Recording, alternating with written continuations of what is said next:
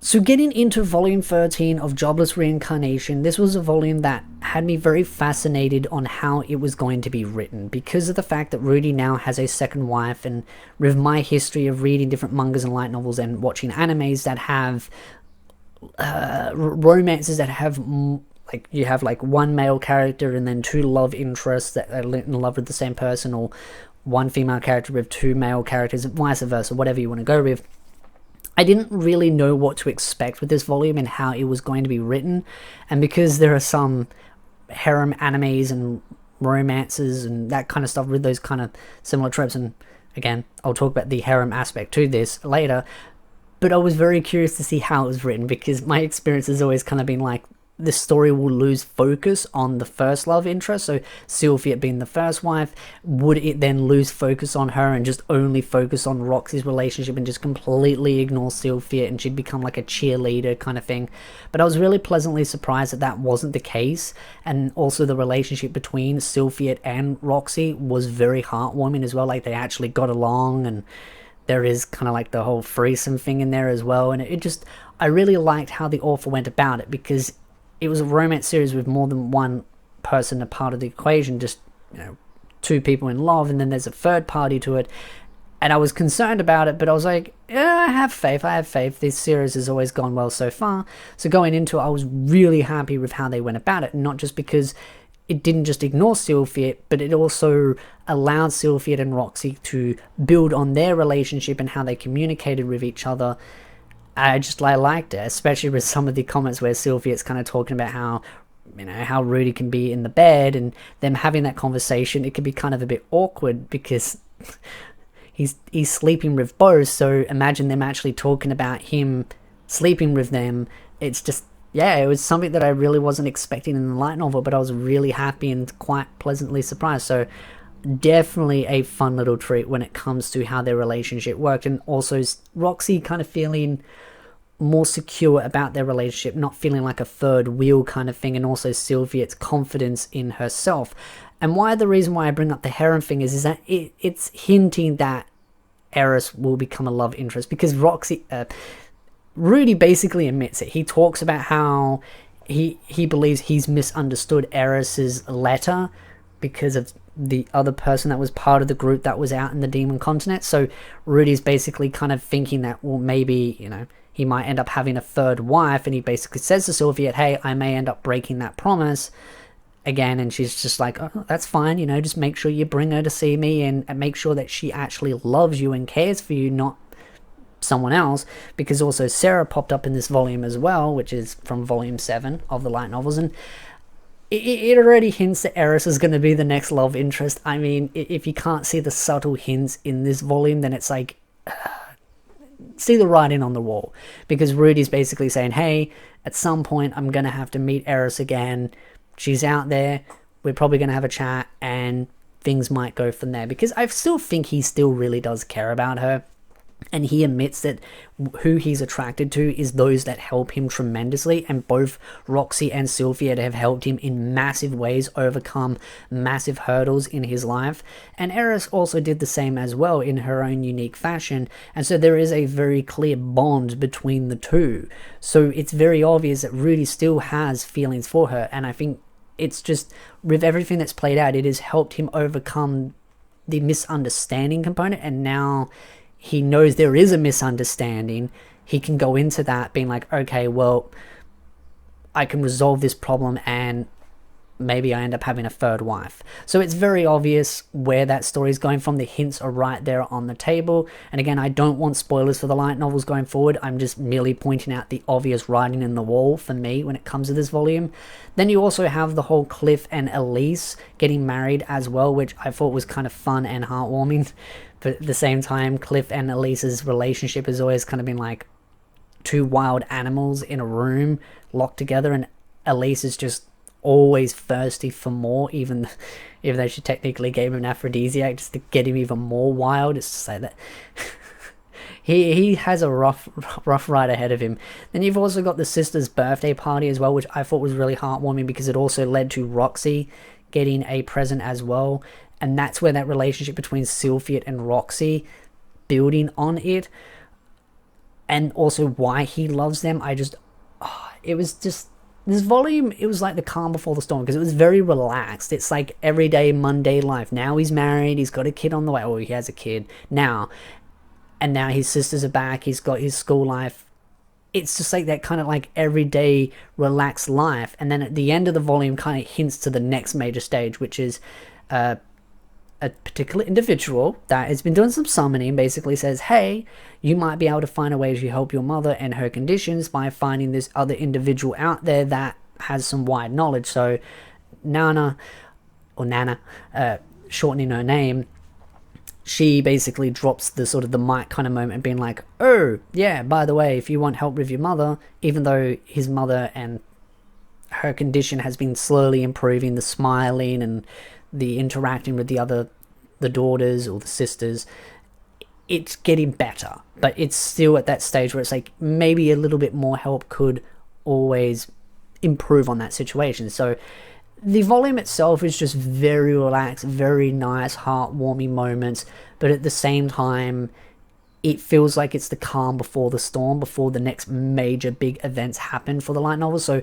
right away at the start, you've got Roxy, the new job as the teacher. She's teaching the class with, of course, the delinquents, and the fun interaction between Rudy and everyone finding out that, oh yes, the new teacher is actually in fact married to Rudy, and them having that fun little interaction out in the cafeteria where it almost looks like he's sleazing on Roxy, but it's actually him just asking to learn a new spell that she has, and she's reluctant to it because it's the only thing that she has that Rudy isn't able to cast yet. And so they learn it, and Sylphid also learns it, but she's not perfect at it. So kind of makes Roxy feel, because Roxy has a bit of an inferiority complex, and that's something that she kind of overcomes in this volume, and I don't blame her, because she is technically the second wife, so she kind of feels like the third wheel to the relationship, so it's understandable why there's a bit of an inferiority complex. And then Sylvia also overcoming her inferiority stuff as well. So yeah, I do feel like there's some major character building needed in that. And then there's also training Norn as well, and her wanting to learn sword, and then her also wanting to join the student council as well, which I kind of saw from a mile away, because I feel like Norn has a very strong personality and can kind of get people rallied behind her because of her determination.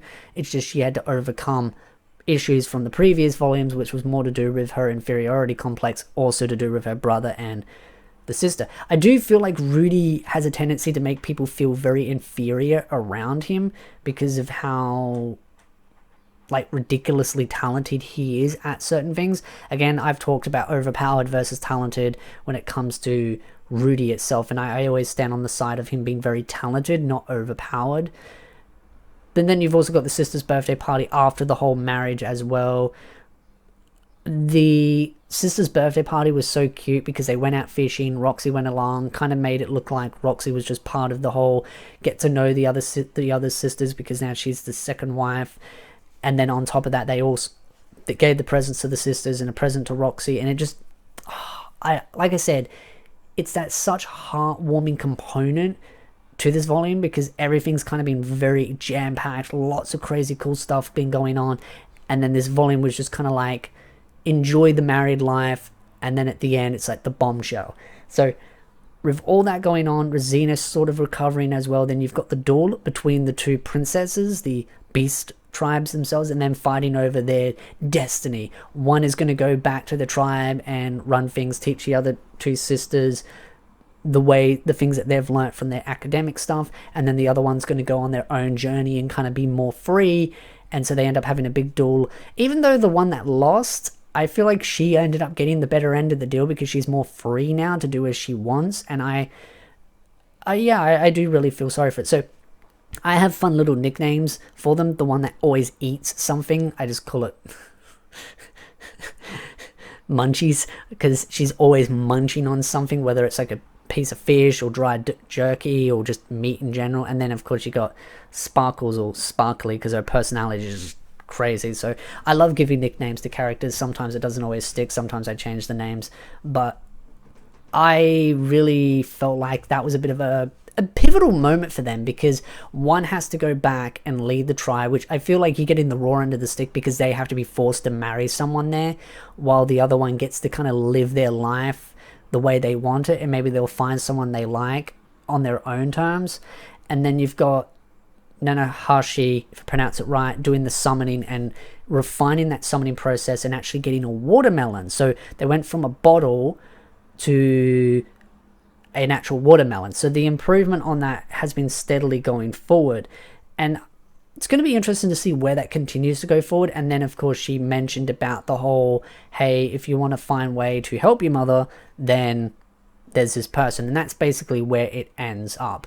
Except, of course, they have a little bit of a celebrational thing, and Norn talks about the whole student council stuff. So the volume itself doesn't feel like there's any insane big revolutionary things going on, like some big baddies you got to defeat, but just the little things that all add up are really nice. The one thing I didn't mention was the job in between the sister's birthday party and the duel, which is the job that Roxy and Sylvia went on for a princess, and that's where she Rudy bumps into Sarah.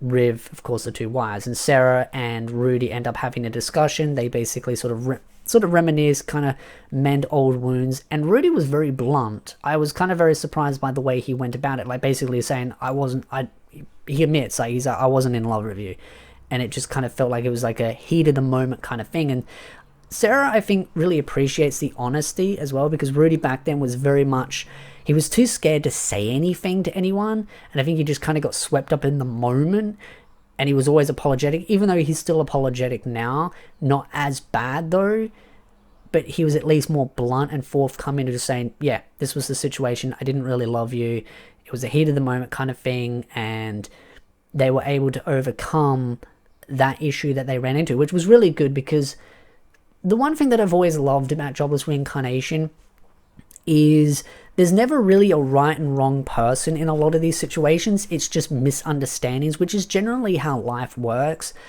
when it comes to arguments and confrontations, is that a lot of the times no one is in the right or the wrong. It's like both are in the right and the wrong. They've both just made mistakes, or they're both misunderstood, and that's generally how it is. It's not like one side is just evil and just malicious and all that. It's just that both sides misunderstood something, couldn't communicate, and because of how we are as humans, we have a tendency to blank out what the other side's trying to say and overshadow it and try and get our point across, and then ignore what the other side's trying to say. And generally, if you both sit down, you talk things out, you let each other voice your own opinions and try and come to a middle ground of understanding, okay, this is what they're thinking, understand why they're thinking and feeling the way they are, then generally most people can get along. But because of how divisive and people can be very driven on drama and hatred, it has that tendency where it just fuels the fires that are people. So it follows the same concept of Rudy and his dad and how they had their confrontation. Like,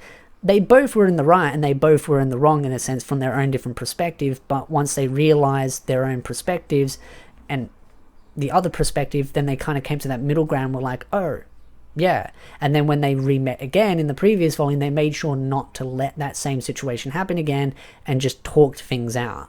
So I really like how the light novel does that. It makes relationships and confrontations very realistic. So very happy to see Sarah's doing well. I feel like we're never probably really going to see her again. She's just gone off on her own adventure, so it was good to see that they at least resolved it. And the fact that it didn't have to take like 50 volumes, or in this case like 10 or 20, it was just nice to see that within a couple of volumes really they ended up resolving that issue and moving forward. So I'd love to know your thoughts in the comment section down below. What did you think of volume 13 of Jobless Reincarnation? I'm very excited to see where the story goes now, and I feel like things are really going to start heating up. So I definitely got a lot of catching up to do. Again, tell me what your thoughts are. I'll definitely be continuing to do Jobless Reincarnation content on the channel going forward. And if you like this video, hit the like button, subscribe for more anime content, and I'll see you beautiful nerds in the next video.